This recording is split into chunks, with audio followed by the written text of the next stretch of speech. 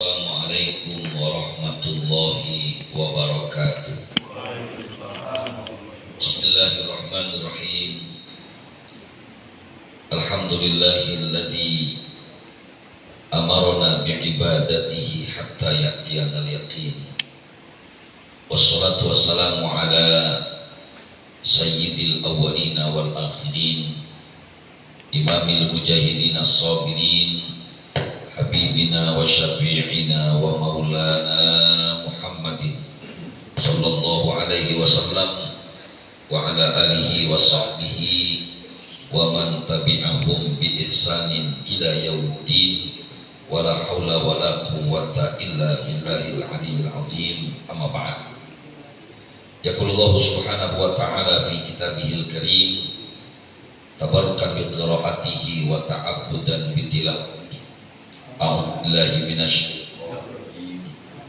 Bismillahirrahmanirrahim.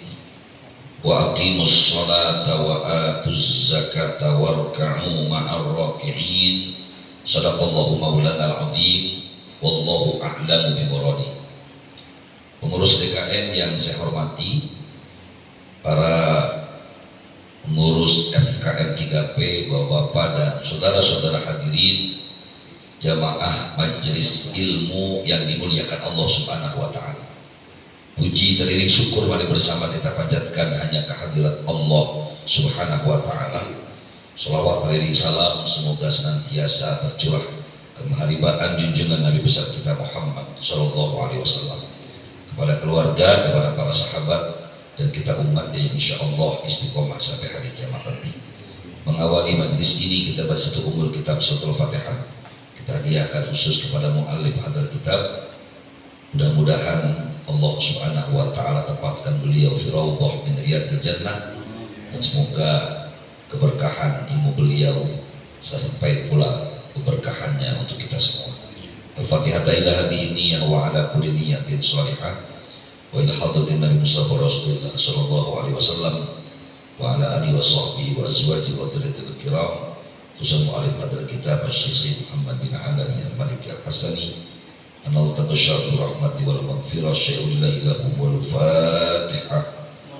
A'udhu billahi minasyaitanir rajim. Bismillahirrahmanirrahim. Alhamdulillahi rabbil alamin arrahmanir rahim maliki yaumiddin. Iyyaka na'budu wa iyyaka nasta'in shiratal mustaqim shiratal ladzina an'amta 'alaihim ghairil maghdubi 'alaihim waladdallin. Amin. Ya Rabbi bil Mustafa balligh maqasidana waghfir lana ma madha ya wasi'al karami ya Rabbi.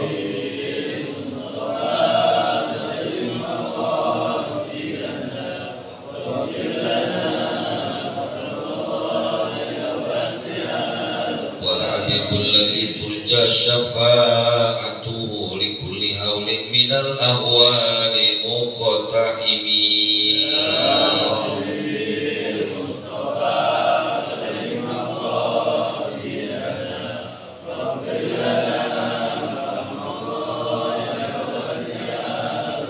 Allahumma salli wa sallim wa barik alaihi wa ala alihi.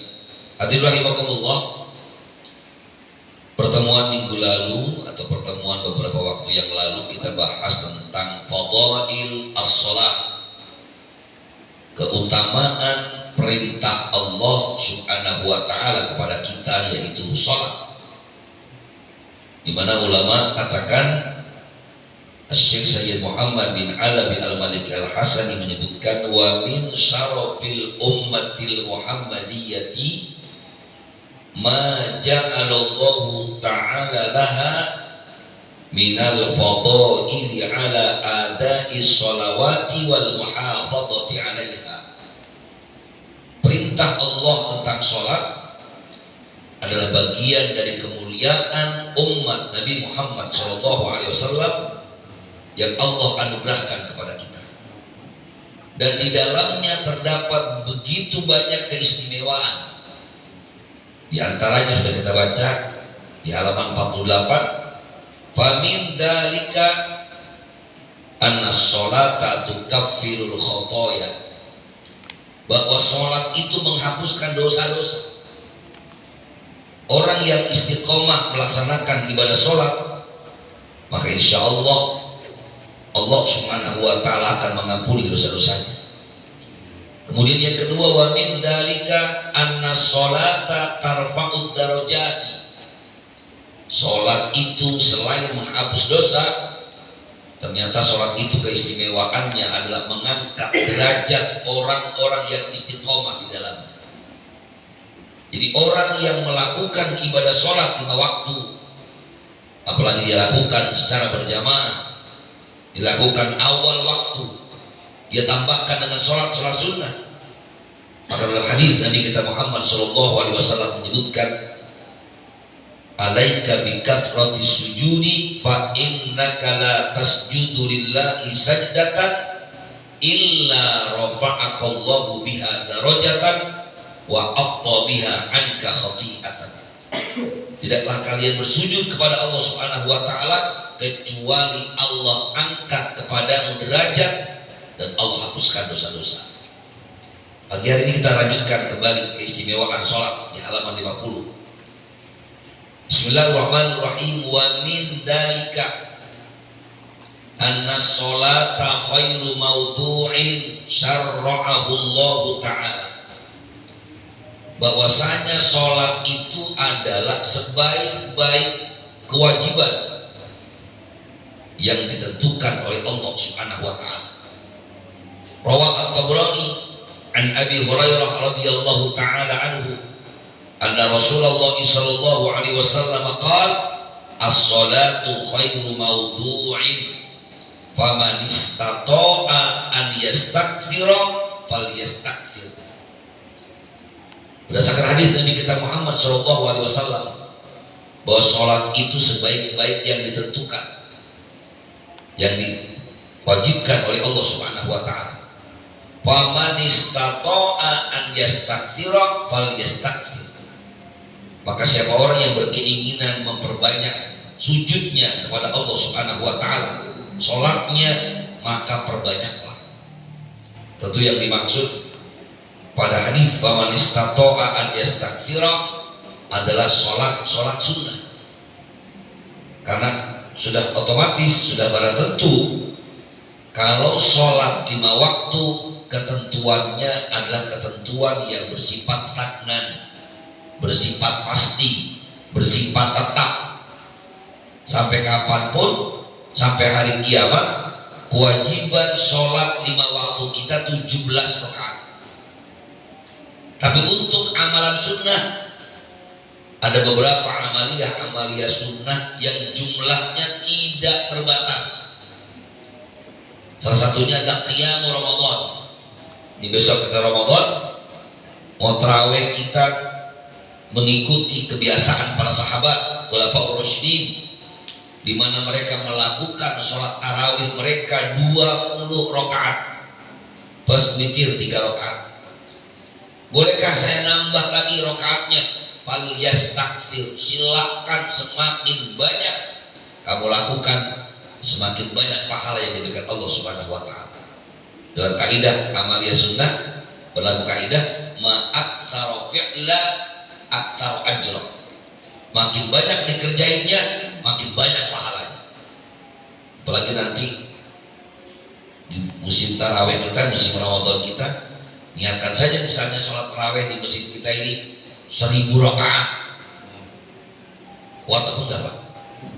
Ya niat aja dulu. Ya, niat 1000 rakaat, niat 100 rakaat, atau memperbanyak berdirinya.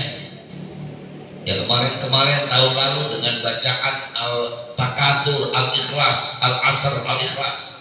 Niat tahun ini Masjid Nurul Falah insyaallah 1 malam 3 juz. Niat dulu niat. Ya kan lumayan niat juga. Kalau kenyataannya boro-boro sampai 3 juz bisa. Lumayan udah niat kira-kira begitu. Kemudian lagi anna sholata khairul a'mali. Wa min dalika, dan sebagian keistimewaan sholat, anna sholata khairul a'mali, bahwa sholat itu sebaik-baiknya amalan. An Thawban radhiyallahu ta'ala anhu qala Nabi sallallahu alaihi wasallam istaqimu wa lan tuqsu wa fi riwayatin istaqimu tuflihu wa'lamu anna khairu a'malikum as-salatu wa la yuhafidhu 'ala al-wudu'i illa mu'min. Dari Thauban radhiyallahu anhu dia berkata, Rasulullah SAW bersabda, istaqimu wa lan tuqsu, dirikanlah sholat, walang tuqsu, dan tidak perlu kalian hitung-hitung. Wa fi riwayatin istaqimu tuflihu, dirikanlah sholat, maka kalian akan mendapatkan kebahagiaan. Tentu yang saya bilang tadi, ketika tidak perlu dihitung adalah sholat yang sunnah. Termasuk di dalamnya adalah sholat sunnah mutlak. Bahkan kalau bapak-bapak ingin ngerjain sholat sunnah mutlak, cukup niat, saya niat sholat sunnah karena Allah. Nggak pakai jumlah rakaat, nggak pakai rakaatain, nggak pakai arba'a rakaat, nggak pakai sita rakaat. Lakukan. Kapan berhentinya? Selelahnya. Dari Abi Salman Al-Farisi, di mana para sahabat ngelihat beliau lagi sholat sampai nggak ketahuan nih, saking banyaknya udah berapa rakaat ini sholat. Dan ini ada sholat yang juga diajarkan Nabi kita Muhammad SAW. Wa fi riwayatin istaqimu tuflihu, dirikanlah sholat, tuflihu, maka kalian akan mendapatkan kebahagiaan. Terus aja sholat, terus aja sholat. Insya Allah orang yang senantiasa menjaga sholatnya, Allah subhanahu wa ta'ala akan memberikan kebahagiaan. Bahkan ketahuilah olehmu bahwasanya sebaik-baik amalan kalian adalah sholat, dan tidaklah seseorang yang menjaga wudunya, tentu menjaga sholatnya, illa mu'minun, kecuali dia adalah orang yang beriman kepada Allah subhanahu wa ta'ala. Wa min dzalika anna sholata shifaa'un lil arwa'i wal asbahi. Sholat ternyata bukan cuma sebaik-baik amal, tapi sholat juga adalah obat bagi jiwa kita, bagi ruh kita. Kata Nabi kita Muhammad SAW dari Abu Hurairah radhiyallahu anhu, qala inna sholata shifaa'un, sesungguhnya sholat itu obat. Jadi orang yang lagi sakit, sholat, insya Allah dengan izin Allah subhanahu wa ta'ala, Allah akan sembuhkan penyakit kita. Sama ada hadis juga, wada'u mardhakum bis sadaqah, obati penyakitmu dengan sedekah. Jadi sebenarnya obat yang diberikan Allah banyak. Hadis ini menyebutkan inna sholata shifaa'un. Hadis diriwayatkan oleh Imam Ahmad. Hadis diriwayatkan Imam Ahmad, sholat itu obat. Percaya apa enggak Pak? Yakin? Kita baru percaya doang, yakinnya belum. Jarang orang ngerasa sakit sholat, malah lagi sakit nggak sholat. Bahkan kalau saya saksikan di rumah sakit, banyak di rumah sakit itu, ketika kita periksa ke sana, pada saat waktu sholat mereka nggak sholat. Saya pernah dirawat di rumah sakit, saya ajak tetangga sebelah saya sholat. Ayo Pak, sholat. Ya Allah Pak, kan saya lagi sakit. Nah, iya, justru kamu sakit sholat. Alasannya banyak. Malah ada kawan saya tanyain, kenapa nggak sholat? Allah juga tahu saya lagi sakit. Lagi udah pasti tahu. Tapi justru kata Nabi, inna sholata shifaa'un, sholat itu obat. Jadi bukan cuma obat fisik, bukan cuma obat batin, tapi seluruhnya syifa'un. Termasuk Al-Quran juga adalah obat. Jadi banyak sekali obat sebenarnya. Jadi orang yang beriman saat dia istiqomah sholat, insya Allah ini menjadi obat. Bahkan dalam penelitian beberapa ahli, jika orang melaksanakan ibadah sholat dengan benar, gerakan-gerakannya, maka gerakan-gerakan sholat itu bisa menimbulkan sehat. Saat orang sujud misalnya, ini kan mengalirkan peredaran darah, melancarkan aliran darah kita supaya tidak kena penyakit pusing. Dalam ruku juga demikian. Cuma sayangnya karena sholat kita ini nggak benar, rukunya nggak sesuai yang diajarkan Nabi, sujudnya nggak sesuai yang diajarkan Nabi. Bahkan saat berdiri pun kita kadang-kadang nggak tumanina. Saya sering lihat ada orang sholat, apalagi saat tidak suami Allahu liman hamidah, Allah langsung, ini kan nggak benar sholat. Ternyata di syifa. Wa min dzalika anna sholata fiha ittikhadu ahdin indallahi ta'ala bidukhulil jannati.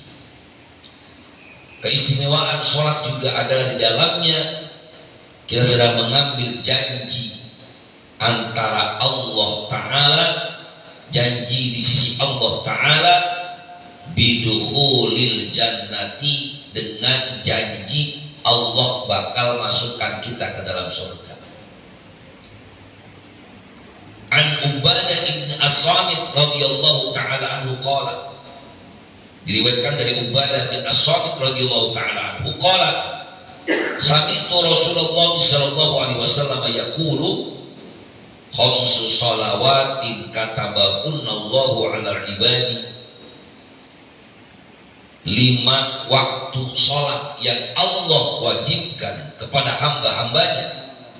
Faman ja'a bihinna, maka siapa orang yang melaksanakannya, walam yudayyi' minhunna syai'an istighfafan bi'aqtihinna, tidak menyia-nyiakan sholat yang 5 waktu itu, bahkan tidak menganggap remeh kewajiban sholat itu, kana lahu indallahi ahdun an yudkhilahul jannata, maka baginya ada sebuah perjanjian dari Allah bahwa Allah pasti akan masukkan ia ke dalam surga.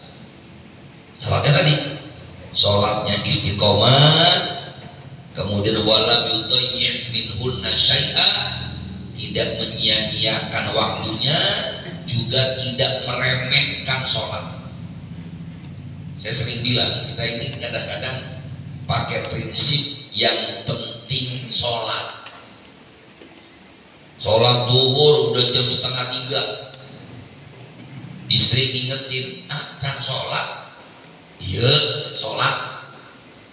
Kenapa sholatnya udah 2:30? Yang penting kan sholat gitu. Terus jalan lagi kemana? Udah asar nih. Udah ntar aja sholat jam 5:30. Lah sore amat keburu maghrib. Yang penting kan sholat. Yang penting sholat. Harusnya mindset kita hari ini dirubah.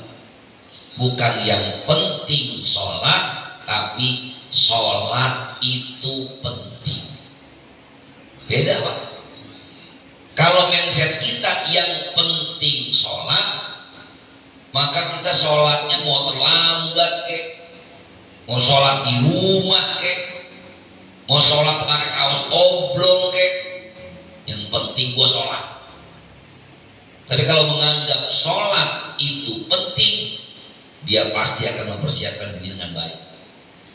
Gak bedanya kalau Bapak menganggap bahwa acara rapat ini penting, acara yang saya mau datangin ini penting, kira-kira kita pakai kaos partai malu enggak? Ke kantor kelurahan aja pakai kaos partai, boleh pakai kaos bolong-bolong, kita ngerasa lah ini kita mau ketemu lurah, masa pakai kaos oblong? Ini acara penting. Atau Bapak nerima besan atau nerima calon besan, ada orang mau bilang, Pak, saya mau ngelamar anak Bapak. Iya teh rombongan di Tasik ayat 20 mobil. Mau ngapain? Mau ngelamar perawan Bapak. Ketika dia datang ke tamunya, kita datang cuek. kaosnya bolong-bolong, sarungnya bolong-bolong. Kira-kira kata tamu apa Pak? Ini tuan rumah gak mementingkan kedatangan kita. Tuh maka saya bilang, saat kita menganggap sholat itu penting, maka kita akan berikhtiar semaksimal mungkin sholatnya gak terlambat. Kalau perlu awal waktu. Yang kedua, sholatnya berjamaah. Yang ketiga, sholatnya berpakaian sebagaimana yang diajarkan oleh Allah. Khudzu zinatakum inda kulli masjid. Ambillah perhiasanmu di masjid. Gunakan yang terbaik. Gampang nyebutinnya Pak. Awal waktu, berjamaah, pakaian yang bagus. Nyebutinnya gampang. Ngerjainnya gampang juga. Insya Allah Allah gampangkan. Ya tinggal dimuhasabah aja nih kita. Kira-kira kita ini sholatnya, alhamdulillah hari ini kalau ditanya sholat mah udah sholat, alhamdulillah. Sudah banyak orang yang tadinya nggak sholat, biidznillah, hidayah Allah Subhanahu Wa Taala. Tapi peningkatan kualitasnya ini yang belum. Masih banyak yang sholat di rumah. Padahal Rasulullah SAW kalau melihat satu kampung sholatnya di rumah, Nabi nyuruh bakar rumahnya Pak. Bahkan ketika ada seorang laki-laki buta bernama Abdullah bin Umi Maktum meminta izin kepada baginda Nabi untuk sholat di rumah, Nabi ngizinin apa enggak? Pertama sih ngizinin. Ketika pertama kali ngomong, ya Rasulullah, laisa li qaidun yakuduni ilal masjid. Maaf ya Rasulullah, saya ini gak ada yang nganterin ke masjid. Boleh ya sholatnya di rumah aja? Kata Nabi, iya.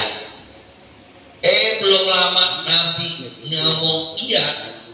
Ketika berangkat ke orang dipanggil lagi, tangan sini. Hal samit tandidaa.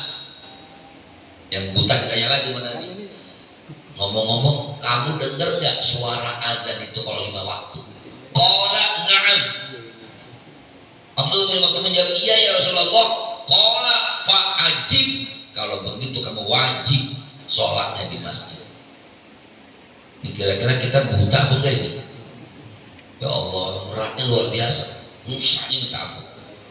Makanya perlu tadi kita yakini, oh ini sholat khairul a'mal, sholat khairul mautu, sholat juga syifa'un lil arwah wal asbah, obat hati, obat jasad, itu sholat.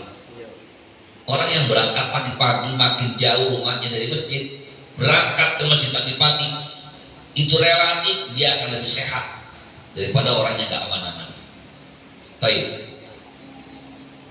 Wa an Ka'ab bin Ujrah radhiyallahu ta'ala anhu qala, dari Ka'ab bin Ujrah radhiyallahu ta'ala anhu qala, kharaja alaina Rasulullah sallallahu alaihi wasallam wa nahnu sab'atu nafar. Diriwayatkan keluar bersama kami kurang lebih sab'atu nafarin, ada 7 orang. Faqala sallallahu alaihi wasallam, ma ajlasakum? Qulna jalasna nantadiru sholata. Maka Nabi bertanya kepada kami, kalian itu duduk sedang ngapain? Apa yang kalian lakukan? Faqala qulna, kami menjawab, jalasna nantadiru sholata. Kami lagi duduk-duduk, kami nungguin sholat, kami nunggu waktu sholat. Qala fa'aramma Aisyah kata qalilan. Kemudian Nabi kita Muhammad SAW diam sejenak. Thumma aqbala alaina faqala. Kemudian beliau menoleh berhadap kepada kami. Faqala hal tadruna ma yaqulu rabbukum. Nabi kemudian bersabda, tahukah kalian apa yang difirmankan Allah Subhanahu wa taala? Qulna la. Kami menjawab, tidak ya Rasulullah. Qala fa inna rabbakum yaqulu, maka sesungguhnya Tuhan berfirman, man sholat sholata liwaktiha, siapa orang yang sholat di waktunya, ada ulama yang menerjemahkan li awwali waktiha, siapa orang yang sholat di awal waktu, wa hafadhu alaiha, dan menjaga betul sholatnya, dijaga rukunnya, dijaga adabnya, dijaga sunnahnya, walam yudhayyirha, dan dia tidak menyia-nyiakan waktunya, istighfafan bi aqdiha, karena meremehkan hak-hak sholat, falahu alayya ahdun, maka bagi hambaku itu ada janji kepadaku, ada sebuah perjanjian, an udkhilahul jannata, aku akan masukkan ia ke dalam surga. Itu gampang, sederhana ya. Wa man lam yusalliha wa lam yuhafid 'alaiha, tapi sebaliknya, orang yang enggak sholat, dia enggak menjaga sholat, bahkan menyia-nyiakannya, meremehkannya, fala aqdalahu alayya, maka tidak ada perjanjian antara dia denganku, in syi'tu adzabtuhu wa in syi'tu ghafartu lahu. Kalau aku berkehendak, kalau aku mau, aku siksa dia, atau kalau aku mau, aku ampuni dosa-dosanya. Ini berat orang yang enggak mau melaksanakan ibadah sholat. Maka kita niat dalam hati kita untuk terus menjaga sholat 5 waktu kita sesuai dan sebagaimana yang diajarkan Nabi kita Muhammad SAW. Bahkan yang sering saya ulang-ulang, walaupun lagi-lagi ngamalinnya susah, kata guru saya, coba kalau kamu punya urusan dunia yang ingin Allah gampangkan, cobalah istiqomah sholat 5 waktu berjamaah awal waktu 40 hari 40 malam, jangan berhenti, rasakan kedasakannya katanya. Cuman susahnya minta ampun Pak. Kita baru jalanin seminggu, hari ke-8 ada aja subuhnya kesiangan, nggak awal waktu. Udah kita jalan, saya pernah jalan 20, 25, 27, tinggal sekian hari lagi Pak,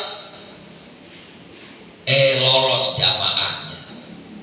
Oleh karena itu niatkan dulu lillahi ta'ala, minta pertolongan kepada Allah Subhanahu wa ta'ala, semoga kita bisa menjaga sholat 5 waktu kita awal waktu dan berjamaah ya. Kita mudah-mudahan Allah tolong kita, apalagi mau dekat-dekat Ramadan, ini waktu yang tepat kita untuk melatih diri kita supaya bisa jaga sholat. Kalau lagi puasa sih emang ditungguin, orang adzan yang ditungguin, lagi kalau udah maghrib itu puasa ada ditungguin, saking ditungguin dulu itu adzan maghrib, orang adzan zuhur pun ini kok mirip banget sama adzan maghrib sih. Nah ya mirip, memang dia juga sama. Ya mudah-mudahan Allah jaga kita, insya Allah bisa istiqomah menjaga sholat 5 waktu kita, ditambah juga dengan amaliyah sholat sunnah.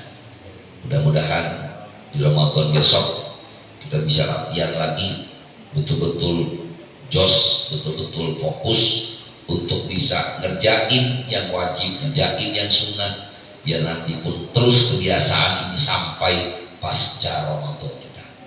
Saya rasa ini saja yang dapat saya sampaikan, karena masih banyak sekali. Wa min dzalika, wa min dzalika, ini wa min dzalika semuanya